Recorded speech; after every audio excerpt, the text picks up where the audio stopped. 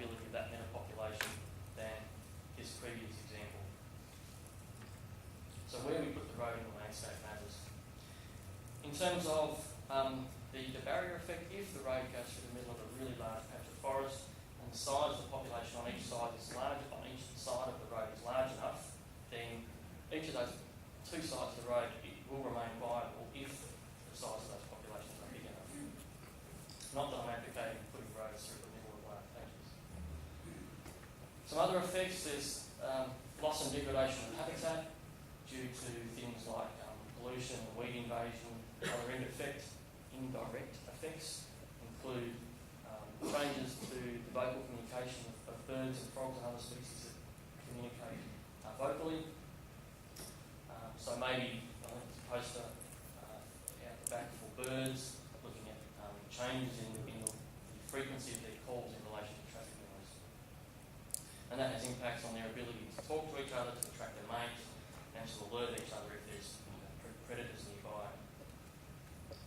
And there it is there. So this is a poster that occurs comparative work, and you can see that depending on the level of traffic noise, in decibels across the x-axis and the y-axis is the frequency, that as traffic noise increases, the birds are changing their calls to be able to out-compete the traffic noise. Some work we did on grey crown babblers in northeast Victoria. They're a threatened species where we are, and in the landscape that they occur, about 70% of the populations that remain in Victoria live in roadside vegetation.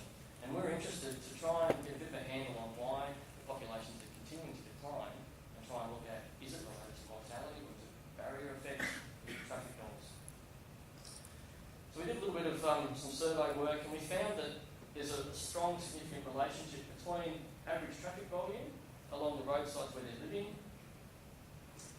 and the probability of finding a grey crown babbler. So a 35% chance of finding babblers if the traffic volume is around 50 to 100 cars per day, and as soon as you get to somewhere around 1,500, maybe 2,000, there's zero chance of finding babblers along those roadsides. And that's assuming that the habitat is the same at both sides. And the same, the proximity to a major road has got more than 10,000 cars a day. If you live right next to a major highway, there's a 0%, virtually 0% chance, maybe a 10% chance of finding the babblers. But the further you get away, 15 kilometres away, there's about 40% chance of finding babblers. And that's just demonstrating the relationship between traffic volume and the ability for these birds to persist. We've also looked a little bit about survival. So this is some work we've done with squirrel biters in northeast Victoria.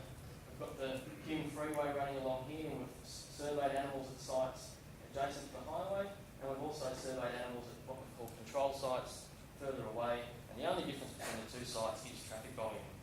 Our ability to retrap an animal 12 months later is about one-third. Our ability to retrap an animal at the freeway is about one-third of our ability to retrap animals at the control sites. We haven't quite worked out yet whether that's an effect of mortality or an effect of the animals not liking the habitat next to the freeway. Some other effects of roads, weed invasion.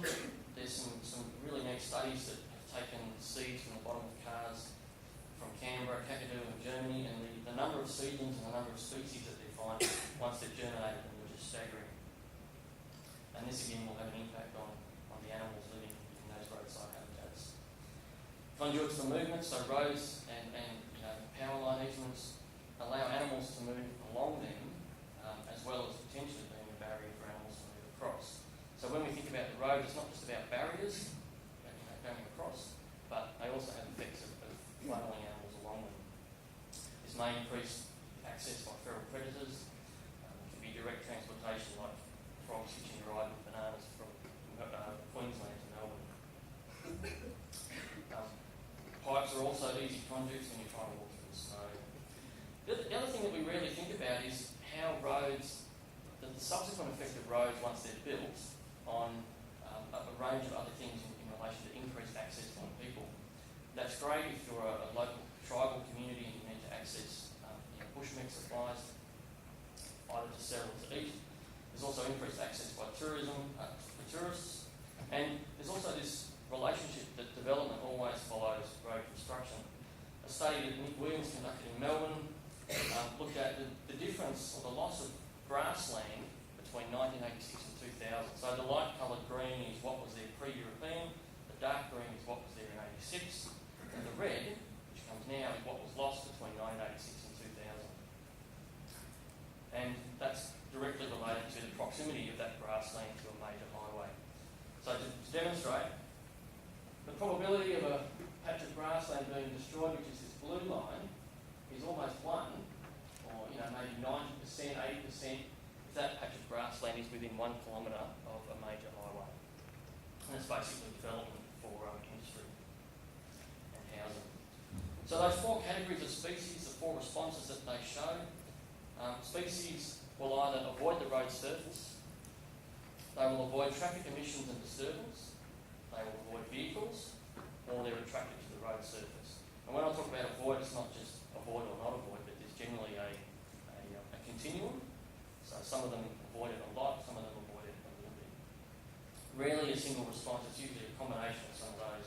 And we need to think about these responses when we're designing our mitigation. In terms of road avoidance, there are those that avoid it a lot. And that might be a behavioural response,